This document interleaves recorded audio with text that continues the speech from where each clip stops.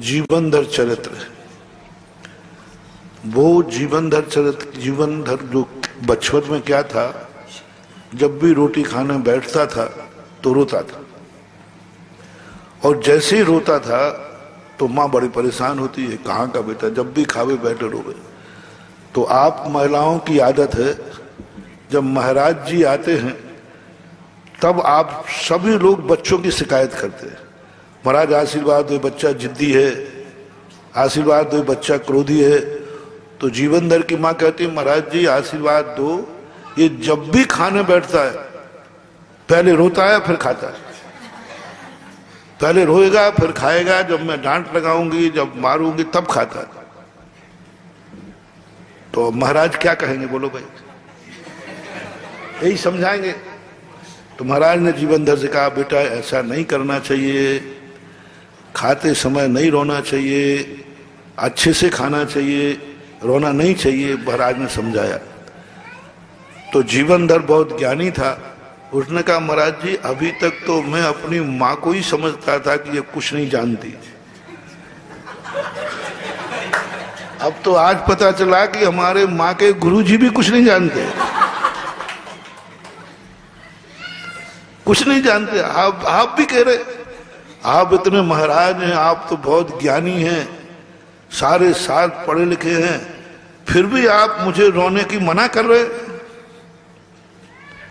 Mummy करती तो फिर भी बात समझ में आती थी, ये जाना ज्ञानी नहीं है, आप तो ज्ञानी है महाराज, आप कह रहे हैं कि फिर। अब महाराज ने कहा कि ये पता नहीं कौन सा पुराण खोलने वाला है। वो कहता, महाराज आपने पुराण ही नहीं पढ़ा, इसका अर्थ है आपने बच्चा पुराण नहीं पढ़ा। सारे पुराण तो आपने पढ़े, समय सार, प्रवचन सार, महापुराण, आदि पुराण, लेकिन आपने अभी बच्चा पुराण नहीं पढ़ा। महाराज ने कहा, बेटा इसमें क्या पुराण पढ़ना। महाराज जी आपको नहीं मालूम, हम बच्चे पुराण में लिखा है कि बच्चा यदि खाने के पहले रोता है तो भूख अच्छी लगती है। अब ये मम्मी अपनी रोटी बचाना चाहती है तो नहीं रोऊंगा, और आप भी चाहते हो कि मैं भोजन कम करूं तो नहीं रोऊंगा। अब बोलो क्या करूं। उसने क्या लांछन लगा दिया कि मम्मी और आप चाहते हो कि मैं ज्यादा भोजन नहीं करूं तो रोना बंद कर दूंगा, और आप दोनों चाहते हो कि मैं प्रतिदिन भोजन ज्यादा करूं, तो फिर मैं जो कर रहा हूं उसका आशीर्वाद दो।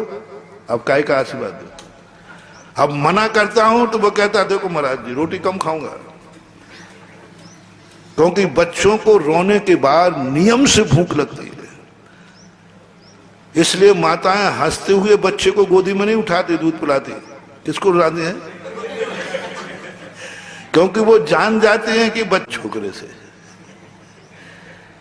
क्योंकि ये तो इतना ज्ञानी है कि ये कहता है मैं इसलिए रोता हूं जिससे भूख खुल जाता है। इसलिए आप लोगों से मेरा कहना है, इनको यदि रो रहे हैं तो रोने दो, इनकी भूख खुलेगी, इनका आत्मा शुद्ध होगी, लेकिन बच्चे के अनुकूल नहीं चलना।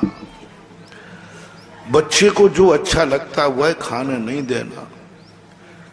बच्चा जहां चाहता है जाना वहां नहीं जाने देना। वहां निर्दयी बन जाओ, कठोर बन जाओ। यदि कठोर और निर्दयी बन जाओगे तो बच्चा तुम्हें जिंदगी भर खुशियां देगा, जिंदगी भर तुम्हारा होगा, और जिंदगी भर दिन दूना रात चौगुना ऊंचाइयों को छुएगा। किसके होने से? माँ के कठोर होने से, माँ के निर्दय होने से। माँ ने एक नियम लिया, मैं बच्चे के अनुकूल नहीं चलूंगी,